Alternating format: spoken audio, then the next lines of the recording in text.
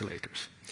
And you may also have heard that this is one of the platforms where you can develop a quantum computer. Thank you.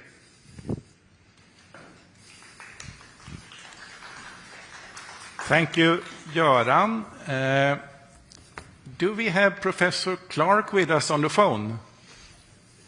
Yes, you do. Good morning, Professor Clarke, and congratulations to the Nobel Prize in Physics. Thank you so much. Was this a surprise to you? So, to put it mildly, it was a surprise of my life. Okay. And I'm very sorry my two colleagues are not with us. But... I'm sitting here in this beautiful session hall of the Royal Swedish Academy of Sciences at the press conference with many interested journalists here, both from the national and the international press. Are you ready to take some questions from them? Yes. SVT? I have to congratulate you on the award, of course. My first thought was that it's quite mind-boggling, your discoveries. I was wondering, did it occur to you at the time that that you managed to prove there is microscopic quantum tunneling, that it might be the grounds for a Nobel Prize in Physics? I think that had not occurred to us in any way. Oh, pardon, I didn't get that. I think that it had not. We had not realized in any way that this might be the basis of a Nobel Prize. Do you remember the specific breakthrough and how what happened at the time? Well, Michel, Devoret and John Martinis are brilliant people. I worked very closely with them for at least a year on this and other topics. And the first thing I would like to say is that this discovery would never have happened without the two of them. I mean, I was in principle the leader of the group, of course, but their contributions are just overwhelming. Okay, one question there, please. Hi, Professor Clarke. This is Yiwei from the Chinese Media Intellectual. First, congratulations, and I would like to know your feelings now and where you are now. And the second question is, what do you think your research has left the open questions for the next generation of physicists? Thank you. Well, first of all, my feelings are that I'm completely stunned, of course. It had never occurred to me in any way that this might be the basis of a Nobel Prize. And I'm sorry, what was your second question? My second question is, what open questions does your discovery leave for the next generation of physicists? Well, I think that, as already been suggested, this is something that does lead to the further development of, or the development of, sorry, I'm losing my words, of the quantum computer. I mean, many people are working on quantum computing, and I think that, I think that it is recognized that our discovery is in many ways the basis of this. Yes, please. Thank you. Bogun Radrewski from the Polish television. Congratulations, Professor. I wanted to ask you because, well, everyone in this room has a smartphone, and we have cameras that use memory chips that are actually based on the effects that you were studying. I wanted to ask you, did you predict when you made your discoveries that they are going to have such a widespread practical applications? And what do you think is going to be the next step in that regard?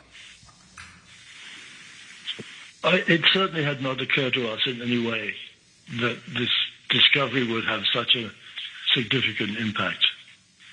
And we were buried in understanding the physics and the calculations that went into this. And it was very much following up on this brilliant work by Tony Leggett, who of course also subsequently won the Nobel Prize. Also, I would like to say that I knew and still do know Brian Josephson very well. He and I were colleagues as graduate students together in Cambridge all those years ago. And I recognized that he was much more brilliant than I was. And I think that he and Tony will also be very thrilled that, along with Michel Devoret and John Martinis, we won the Nobel Prize. Mm-hmm. I'm not sure that I answered your question, but... More questions? Yes, please. Thank you. Congratulations, Professor Clarke. My name is Yan Nanzhu from Mr. Salon in China. And my question is, quantum phenomena are universal. So where exactly is the boundary between the classical and quantum worlds? Thank you.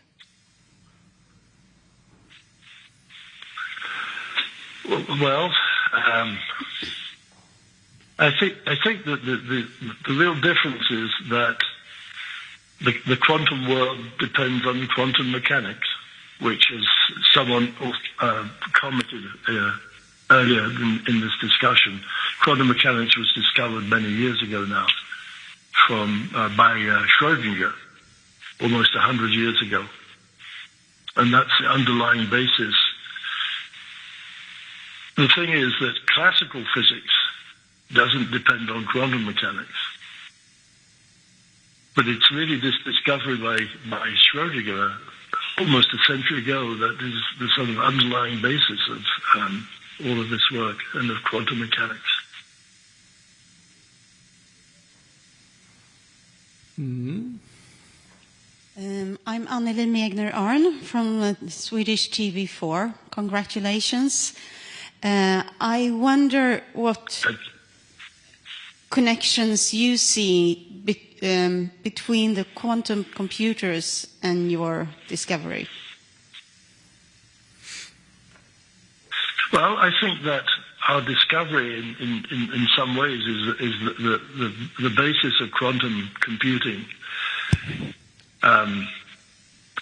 Exactly where all this fits in is not at this moment entirely clear to me, but I think that this is one of the excuse me a second. I think that I think that the basis of quantum computing relies to quite an extent on our discovery. But our discovery, as I said, also depends on many other people like Brian Josephson and Tony Leggett.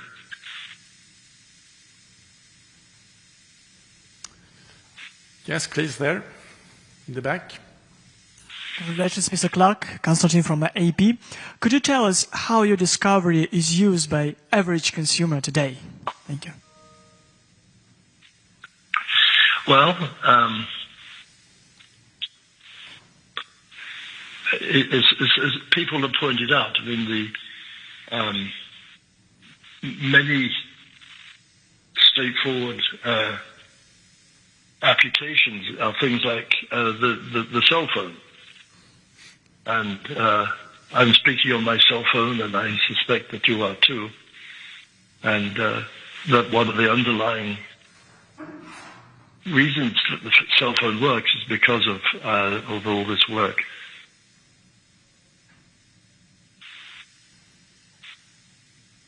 And of course other applications too, but I think that the most common one, I mean, almost everyone has a cell phone in the modern world. One last question. Congratulations, Professor Clarke. I have one question. Is that I'm also an experimentalist, and now we say this superconducting qubits and the neutral atoms and trapped ions are both good candidates for supercomputing in the future. Which one you think is most strength in the future? Sorry, could you repeat those again, please? So my question is that for the moment we know that for superconducting qubits and neutral atoms, like cold atoms, and also ion trap, so they also show a very good candidate for the future superconductor. So which one do you think that is most appropriate for the future that we will use? I'm sorry, I don't quite understand. That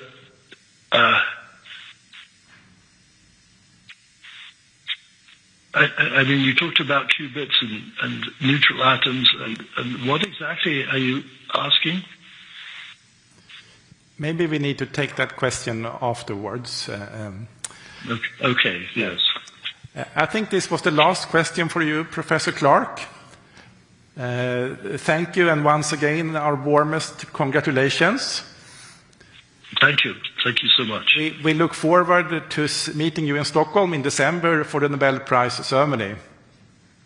Yes, well, I look forward to being there too. Yeah. Bye-bye, and congratulations again. Good.